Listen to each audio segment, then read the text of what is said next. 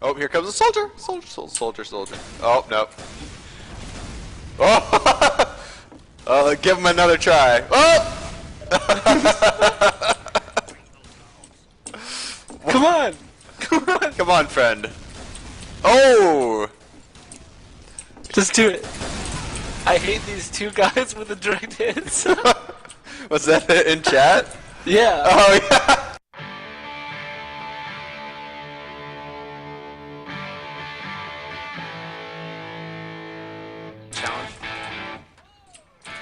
Aloha, Rum here, doing something a little bit different this week.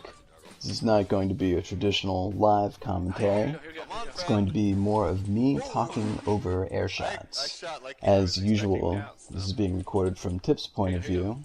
I'm actually not in this footage, which is probably for the best, since I would just be sending rockets flying majestically to the skybox, unimpeded by any enemy players.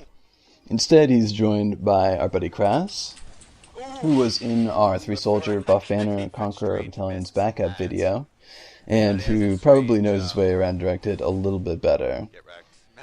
We are on High Tower here, obviously, also known as the Airshot capital of the world, where the objective is secondary, and the name of the game is to hold the tower and the airspace around it, which Tips and Crass seem to be doing quite well. They're being pretty good and honorable soldiers right here, only shooting after people have already jumped. It's kind of the High Tower unwritten code of conduct.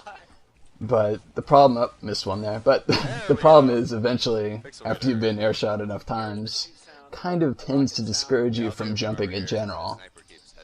So we end up kind of with soldiers like this here, who occasionally muster the courage to peek out from the other side of this panel, kind of where the NG spilled. I think here he comes again. He's gonna, try another time. And he paid dearly for that. Okay, so the real prize here is when you've got some decent Market Gardener soldiers who you know are going to be jumping the tower. And so they just give you some constant target practice. And sometimes they know how to airstrafe, sometimes not so much. Okay, this demo here. Oh my god. Alright, I'll be honest with you. I never even knew that there was a satellite dish up there, because I guess I never had occasion to actually look up that high. But he sends him up there, clips into the dish, and then shoots him again on the way down. Now, I included this clip here because I always support any Huntsman skewer taunts that random people want to do, so congratulations to you, sir. Alright, we've got some pretty standard ground-based juggles. Nothing to get too excited about. But now, okay, here we go. We got some craters coming up. I think craters may actually be my favorite compared to just your standard regular direct air shot. Just because the person has that split second where they have to think about what's happened to them and just review their life choices. And Tip's is going to miss that shot, but he'll clean up this pesky scout with an air web. Nicely placed. Okay, now these soldiers are kind of going through the various stages of grief here. Right now we've got mirroring, where they all go direct hit to try and compensate. Eventually we'll have acceptance, where they just stop playing soldier and they decide it's not worth it. So Crass ends up having to go to the other team to provide a challenge. Oh, here it comes. Oh, there goes Crass. Oh, I hit Mattie too. And the Mattie also joins the server. Wants to get in on this.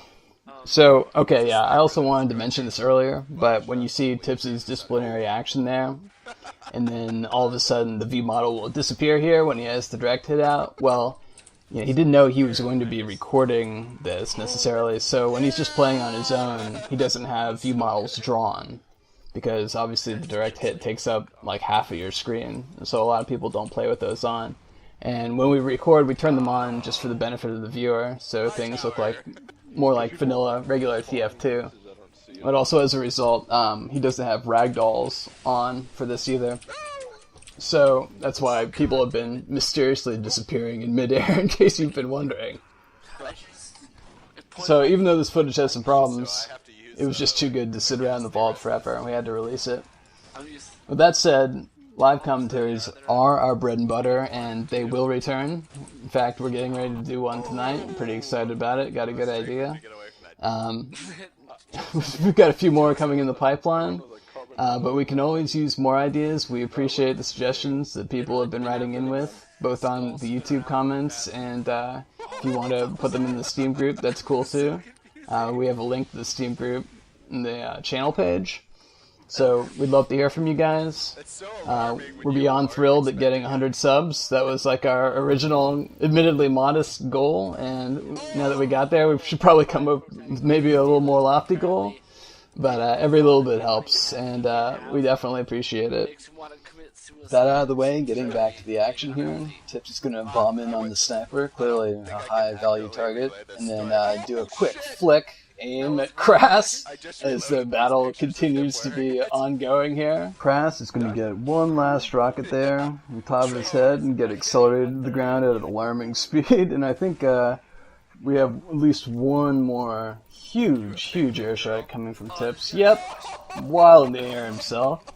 But we are not going to end on that. We are going to end on him getting taunt killed by a pyro, the same pyro that was waiting out there last time, but he didn't learn.